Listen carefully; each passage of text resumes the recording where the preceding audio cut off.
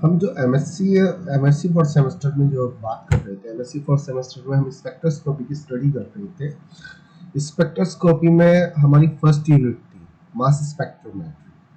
Mass spectrometry में हम जो पिछले लेक्चर्स थे उसमें मास स्पेक्ट्रोमेट्री की स्टडी की थी, उसके मेजरमेंट टेक्निक की स्टडी की थी।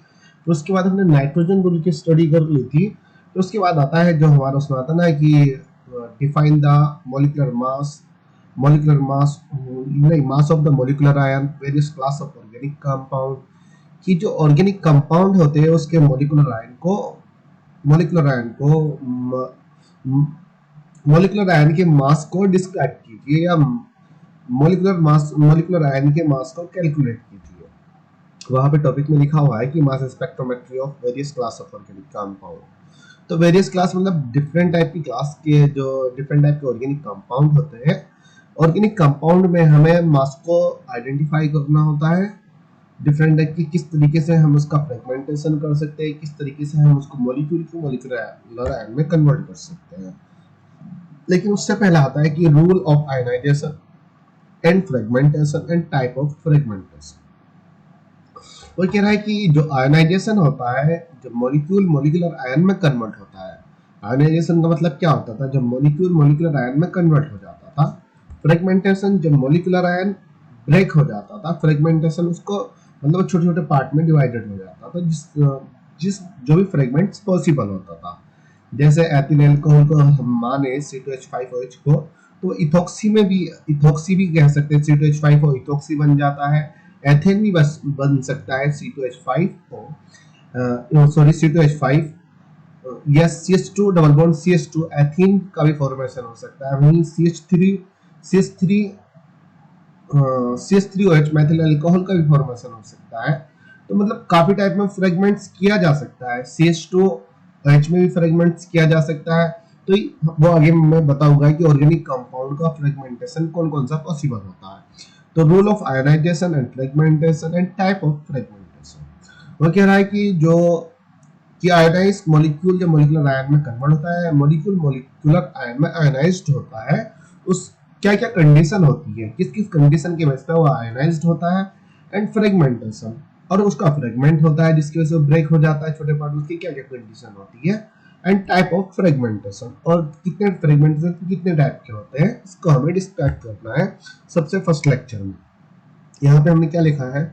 Fragmentation of various class of organic compound. वो चीज यहाँ पे इसने लिख दी कि डिफरेंट टाइप के जो ऑर्गेनिक कंपाउंड होते हैं, various class of organic compound का फ्रेगमेंटेशन किस तरीके से किया जाता है आप हमें बता दीजिए।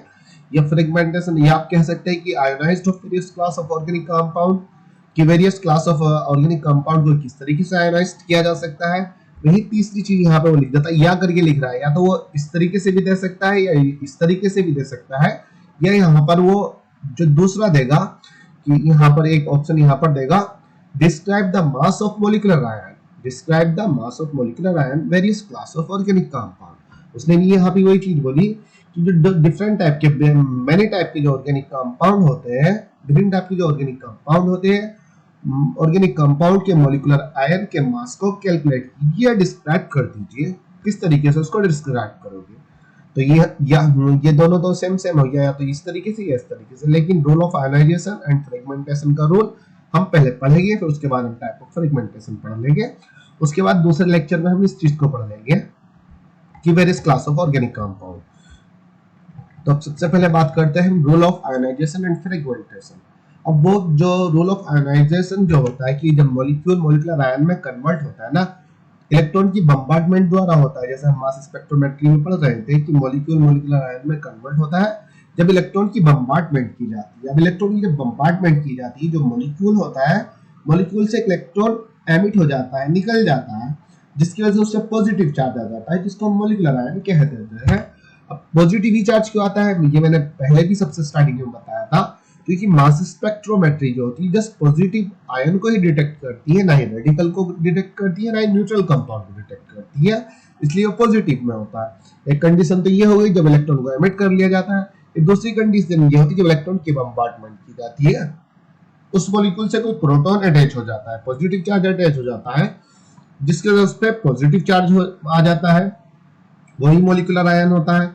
एक कंडीशन ये हुई। वही फ्रेगमेंटेशन की भी कंडीशन होती है। वो इसी तरीके से कहता है कि जो आयोनाइज्ड होता है ना, सबसे पहले तो जो लोन पेयर इलेक्ट्रॉन हो गया, मान लीजिए किसी भी मॉलिक्यूल के पास रेडिकल प्रेजेंट है, लोन पेयर इलेक्ट्रॉन प्रेजेंट है, दो रेडिकल है, लोन पेयर इलेक्ट्रॉन प्रेजेंट है, सबसे पहले तो आयोनाइज्ड होते हैं। या फिर उसके बाद पाई इलेक्ट्रॉन अगर प्रेजेंट है, लोन पेयर इलेक्ट्रॉन प्रेजेंट नहीं है, जस्ट पाई इलेक्ट्रॉन प्रेजेंट है किसी मॉलिक्यूल के पास, तो पाई इलेक्ट्रॉन आयोनाइज्ड हो जाएंगे। अगर मान लीजिए किसी मॉलिक्यूल के पास पाई इलेक्ट्रॉन भी प्रेजेंट नहीं है, तो फिर जो कार्बन कार्बन बॉन्ड होता है वही आयोनाइज्ड हो जाता है। इस जैसे कार्बन कार्बन बॉन्ड है ना, ये यहाँ पर दो रेडिकल के द्वारा ये बॉन्ड बना हुआ है, कह सकते हैं दो इलेक्ट्रॉन के द्वारा ये बॉन्ड बना है, दो इलेक्ट्रॉन की कॉम्बिनेशन के द्वारा। तो एक इलेक्ट्रॉन यहाँ से एमिट हो जाता है, जिसकी वजह से एक कार्बन पे पॉजिटिव चार्ज आ जाता है, एक पे रेडिकल आ जाता है। तो समझ रहे, सबसे पहले तो लोन पेयर इलेक्ट्रॉन का आयोनाइजेशन हो सकता है।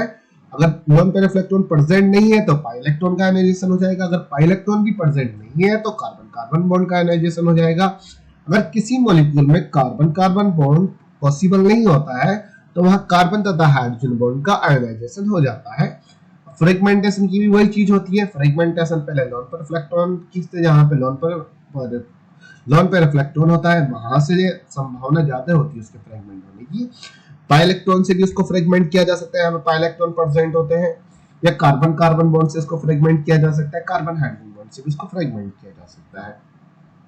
वही चीज हमने यहाँ पे लिखी हुई थ्योरी में पढ़ लेते हैं हम। एक molecular ion या molecular radical cation is formed by bombardment of electron and due to loss of electron या addition of proton। वो कह रहा है कि जो molecular ion होता है या molecular radical cation होता है। सबसे पहले तो molecular radical cation बनता है, उसके बाद molecular ion बनता है।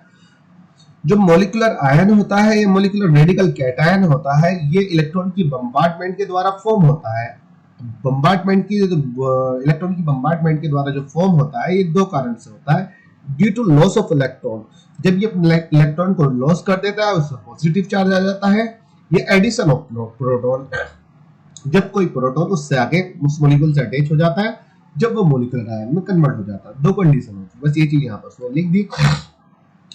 मॉलिक्यूलर आयन या molecular radical cation is formed by bombardment of electron and due to loss of electron या addition of proton। अब यहाँ पर वो देता है कि यहाँ पर जो शायद एग्जांपल दिया हुआ है, ये पहले हम देख लेते हैं। molecular ion form more stable cation, molecular ion form the more stable cation by fragmentation।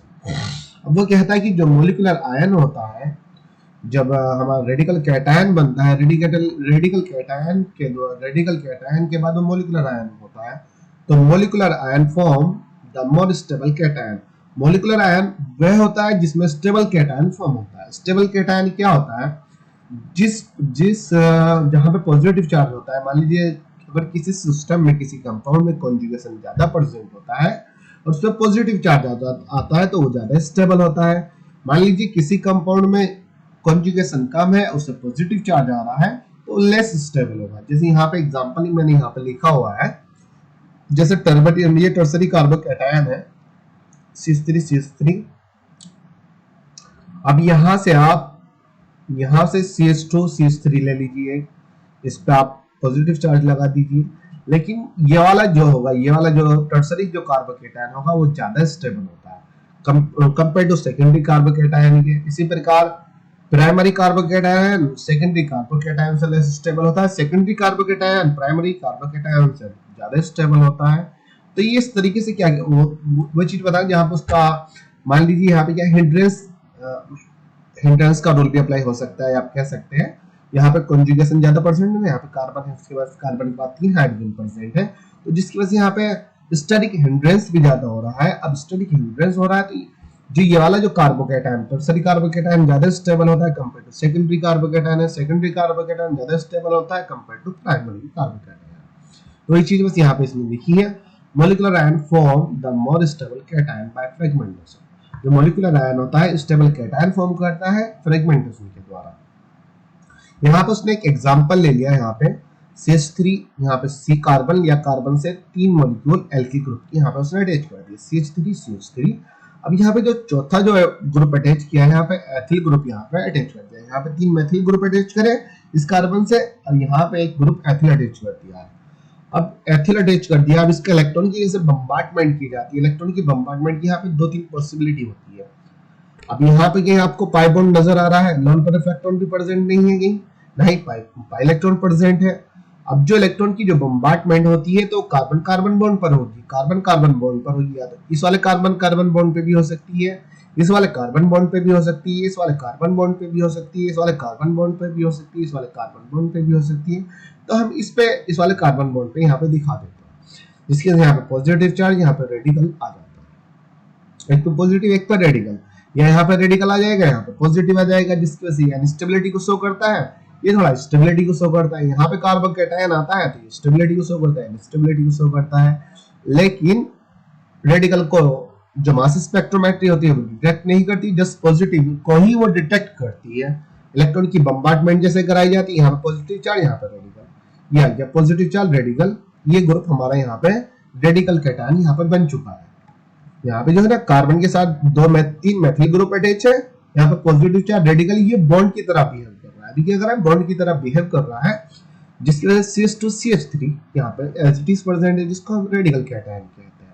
अब रेडिकल कैटायन के बाद इसका फ्रेगमेंटेशन होता है। फ्रेगमेंटेशन कहां से पॉसिबल होगा, ये यहां से पॉसिबल हो जाएगा, ये CH3 CH2 रेडिकल यहां से निकल जाएगा, CH3 C पे पॉजिटिव चार्ज कार्बन कैटायन हमें मिल जाएगा, तो स्टेबल होगा, इसको हम मॉलिक्यूलर आयन कहते हैं। मॉलिक्यूलर आयन के मास को कैलकुलेट कर लीजिए। मास को मैंने शायद आपको लास्ट वीडियो में बताया था, इसमें मैं बता देता हूँ। मास में आपको कुछ और नहीं करना होता है, जस्ट ये करना होता है। मान लीजिए यहाँ पे 1 2 3 4 4 कार्बन है, एक कार्बन का जो मॉलिक्यूलर वेट होता है 12 होता है, 12 चौके 48, 48 और 12 चौके 48, यहाँ पे 3 कम 3 3 से 3 3 9 हाइड्रोजन प्रेजेंट है, 48 और 9 48 और 2 50 50 और 7 57। यहाँ पे इसका मॉलिक्यूलर वेट जो होगा 57 होगा, लेकिन एक पॉजिटिव चार्ज है जिसकी वजह से इलेक्ट्रॉन की कमी है, तो यहाँ पे 56 आ जाता है। Me charge upon Me mass upon charge is equal to 56, इसका 56 होगा। अगर इसके मास ऑफ इसके जो मॉलिक्यूलर वेट की बात करें या इसके मास अपॉन चार्ज की अगर हम बात करें, इसके मास अपॉन चार्ज को भी कैलकुलेट कर लीजिए।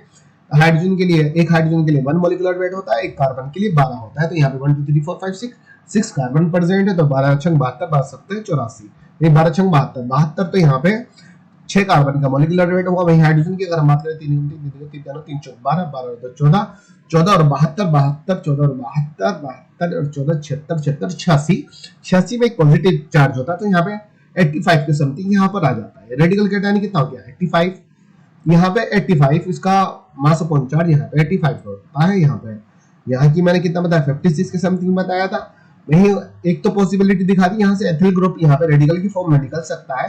यदि इलेक्ट्रॉन की बम्बार्टमेंट इन दोनों कार्बन के बीच कराई जाती है, तो जब CH2 पर पॉजिटिव चार्ज आएगा, यहाँ पे इस कार्बन के साथ CH2 लगा दीजिए, उसमें पॉजिटिव चार्ज लगा दीजिए, CH3 रेडिकल की फॉर्म में निकल जाएगा। एक पॉसिबिलिटी ये भी हो सकती है। दूसरी पॉसिबिलिटी ये भी हो सकती है, ये वाला रेडिकल इस कार्बन कैटायन पर हो सकता है, पॉजिटिव चार्ज इस पर हो सकता है, लेकिन वो स्टेबिलिटी को दिखाने लगेगा कि इसकी स्टेबिलिटी ये वाला कम स्टेबल होगा कंपेयर टू इसके एथिल, जब जिस पे कार्बन कैटायन होगा वो ज्यादा स्टेबल होगा। लेकिन जो मोस्टली कार्बन कैटायन वो बनता है जिसमें कॉन्जुगेशन ज्यादा होता है, तो इसमें कॉन्जुगेशन ज्यादा है तो कार्बन कैटायन की पॉसिबिलिटी इसमें ज्यादा होती है। लेकिन चाहो तो आप दिखा सकते हो, फिर वो एक्सेप्शन क्या बोलते हैं, एक्सेप्शन में आ जाएगा कि कमी मास लिमिटेशन में आ सकता है। इसी प्रकार रेडिकल पे भी पॉजिटिव चार्ज आ सकता है, लेकिन वो बहुत ज्यादा लेस स्टेबल होता है, तो मोस्टली बनता नहीं है। लेकिन मास स्पेक्ट्रम जब आप देखो तो मास स्पेक्ट्रम में कहीं ना कहीं उसकी पिक देखने को मिल सकती है कि ऐसा भी बन सकता है। तो यहाँ पर उसने एक एग्जांपल दे दिया, जो एलिफेटिक कंपाउंड का एग्जांपल दिया और ऑर्गेनिक कंपाउंड है। ये क्या है, various class of organic compound का हमें क्या बताना था, मॉलिक्यूलर आयन को डिटरमाइन करना था, मॉलिक्यूलर आयन के मास को डिटरमाइन करना था। तो मास के हम डिटरमाइन कर सकते हैं, इसका मैंने कितने बताया था 72 86 की समथिंग 85 की समथिंग मैंने इसका बताया। तो फिर उसके बाद यही उसका बात करें 56 यहाँ पे मैंने बताया इसमें एक, लेकिन 56 57 आएगा, 57 के बाद 56 आएगा।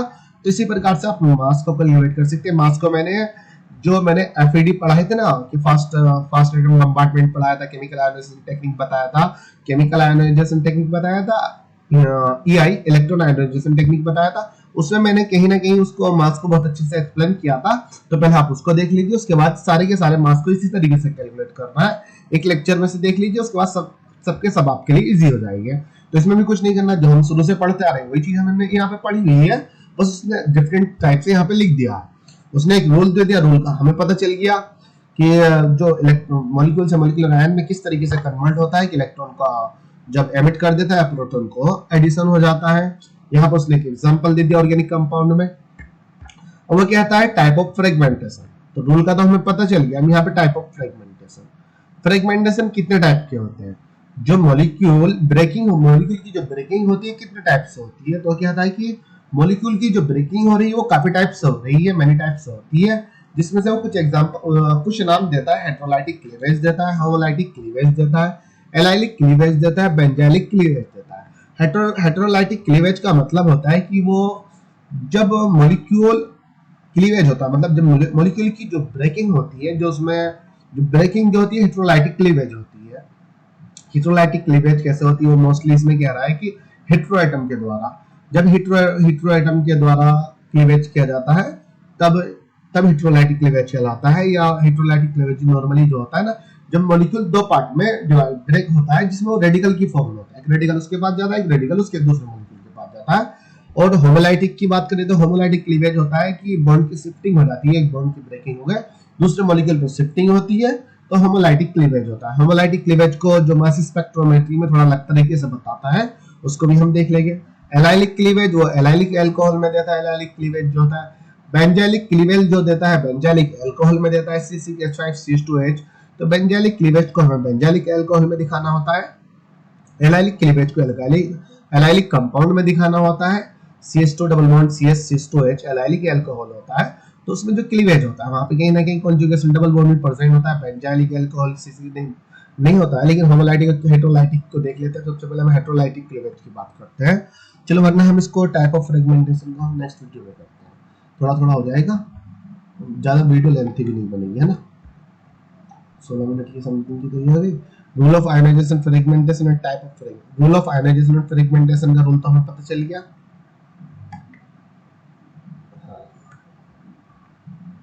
ये रूल ये था ना, लोन पर इलेक्ट्रॉन पहले आयनाइज्ड होगा, उसके बाद पाई इलेक्ट्रॉन हो सकता है, उसके बाद कार्बन का, ये उसका रूल था। तो इसको हम नेक्स्ट वीडियो में करते हैं टाइप ऑफ फ्रेगमेंटेशन का। ओके।